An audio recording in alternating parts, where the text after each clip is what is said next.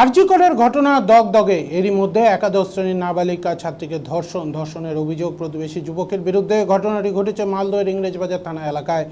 থানায় অভিযোগ জানালেও এই ঘটনার 1 মাস পরও কোনো ব্যবস্থা নেয়নি পুলিশ বলে অভিযোগ। বাধ্য হয়ে ওই নাবালিকাও ও তার পরিবার পুলিশ সুপারের দ্বারস্থ হয়েছেন। জানা গিয়েছে অভিযুক্ত যুবকের নাম গৌতম মণ্ডল। ওই নাবালিকার অভিযোগ সে প্রতিবেশী হওয়ায় পরিচয় হয়। এরপর তাদের মধ্যে সম্পর্ক গভীর হয়। এরপর বিয়ের প্রতিশ্রুতি দিয়ে শরবতের সাথে নেশার ওষুধ মিশিয়ে খাইয়ে প্রতিবেশী যুবক গৌতম মণ্ডল তার সাথে শারীরিক সম্পর্ক করে এবং সমস্ত ঘটনার ভিডিও করে রাখে। এরপর ওই ভিডিও দেখিয়ে তাকে বারবার ব্ল্যাকমেলে দিনের পর দিন ধর্ষণ করতে বলে অভিযোগ। এ নিয়ে সে প্রতিবাদ করলেও তাকে মারধর ও নোংরা ভাষায় গালিগালাজ করা হয়। এরপর সমস্ত ঘটনা সে তার পরিবারকে জানায়। ঘটনায় এখনও ব্যবস্থা নেয়নি পুলিশ, ফলে আতঙ্কে রয়েছে পরিবার। বাধ্য হয়ে ওই ছাত্রী পুলিশ সুপারের দ্বারস্থ হয়েছেন। এই ঘটনা জুড়ে শুরু হয়েছে রাজনৈতিক তরজা।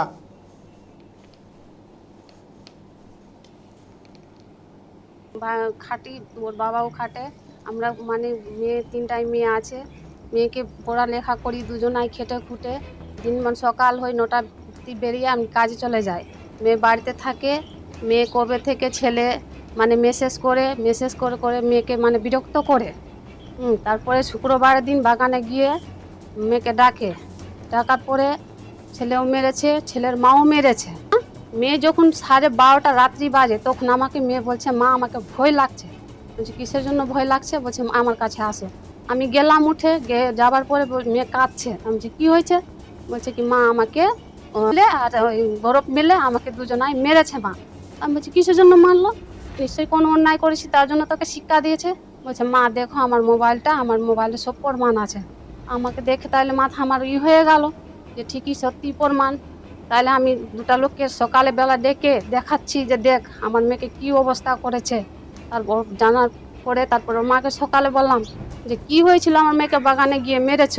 বলছে না না আমি মারিনি। কি জন্য মারিনি তো আমার মেয়ে কি মিথ্যা কথা বলবে? বলছে না তোর মেয়েকে শাসন করেছি। শাসন করার পরে তো তুমি আমাকে বলবা না এসে? বললো না এসে। হ্যাঁ খারাপ কাজ করেছে। তারপরে আমার মেয়েটা বলছে যে মা দেখো এগুলো আমার কাছে খারাপ কাজ করেছে।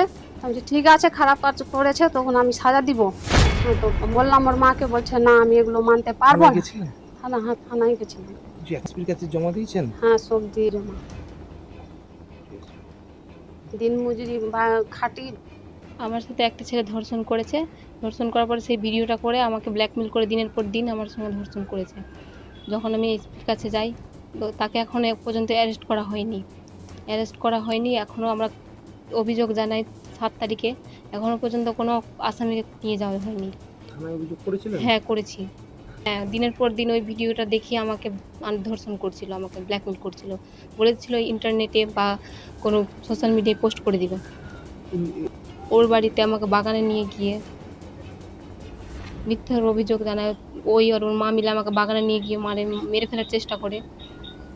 তারপরে আমাদের হুমকি দেয়, কাউকে যদি বলি 5 লাখ টাকা ঘুষ দেওয়ার কথা বলে, কথাটা চেপে দেওয়ার জন্য। থানায় গেছিলেন? হ্যাঁ গেছিলাম। এখনো ধরেছে পুলিশ? না কিছু করেনি। এবার এসপির কাছে দিয়েছি। আমার সাথে একটা ছেলে ধর্ষণ। বর্তমান তৃণমূল সরকারের আমলে পুলিশ কোনো অপরাধীদের বিরুদ্ধে ব্যবস্থা নিচ্ছে না, আর সেই কারণে অপরাধীরা একের পর এক ঘটনা ঘটিয়ে যাচ্ছে। যা আরজি করে হয়েছে তারই প্রতিচ্ছবি এই ঘটনা বলে দাবি বিজেপির দক্ষিণ মালদা সভাপতি পার্থ সারথী ঘোষের। দেখুন এই ধরনের ঘটনা পশ্চিমবঙ্গে নিয়মিত ঘটে চলেছে, একদম ধারাবাহিক ঘটনা, আর দিন দিন এই ঘটনার বৃদ্ধি পাচ্ছে। আমরা যদি প্রথম থেকে দেখি যে পুলিশ প্রশাসন এবং স্বয়ং মুখ্যমন্ত্রীর যে ভূমিকা, প্রথম দিকে যা ভূমিকা, তাতে কি হচ্ছে যে সমাজ বিরোধীরা কিন্তু এগুলোতে আরো উৎসাহিত হচ্ছে। আজকে যে কোনো অপরাধের ক্ষেত্রেই পুলিশের যে ভূমিকা, তাতে সাধারণ মানুষের কাছে একটা স্পষ্টতই হয়ে গেছে যে পুলিশ কিন্তু সমাজ বিরোধীদের পক্ষে। তাদেরকে আড়াল করা, তাদেরকে সুরক্ষা করার কাজে তারা কিন্তু ব্যস্ত। তো খুব স্বাভাবিকভাবে এত বড় ঘটনা আরজি করের ক্ষেত্রেও আমরা দেখলাম যে প্রাথমিক ক্ষেত্রে পুলিশ কিন্তু সেটাকে ধামাচাপা দেওয়া, আত্মহত্যা বলে চালানোর একটা প্রয়াস করেছিল।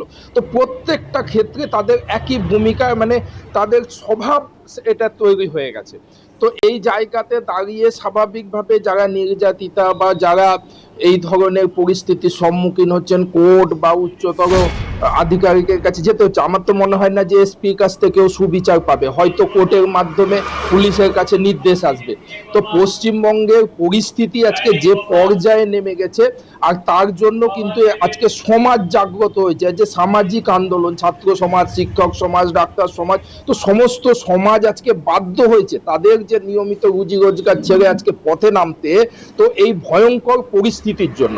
তো এখানকার সরকার যেহেতু তারা নির্বাচিত হওয়ার জন্য সমাজ বিরোধীদের উপর নির্ভরশীল, তো এই সরকার কিন্তু সমাজ বিরোধীদের উপরই নির্ভরশীল, এরা কোনোদিনই সাধারণ মানুষের সুরক্ষা বা নিরাপত্তার জন্য কাজ করবে না। দেখুন, এই ধরনের ঘটনা আইনের পথেই চলবে, অভিযুক্তের বিরুদ্ধে ব্যবস্থা নেওয়া হবে, পাল্টা বিজেপিকে কটাক্ষ জেলা তৃণমূল মুখপাত্র আশিস কুণ্ডুর। আপনাদের কাছে যে অভিযোগটা শুনলাম তার তদন্ত ইতিমধ্যেই পুলিশ শুরু করেছে। তদন্তর গতিতেই চলবে। যে কোনো বিচারাধীন বিষয় এই ব্যাপারে আমাদের স্টেটমেন্ট দেওয়া উচিত না, তা সত্ত্বেও আইনের পথে চলবে বলেই আমরা বাংলায় এটা প্রতিষ্ঠিত আছে।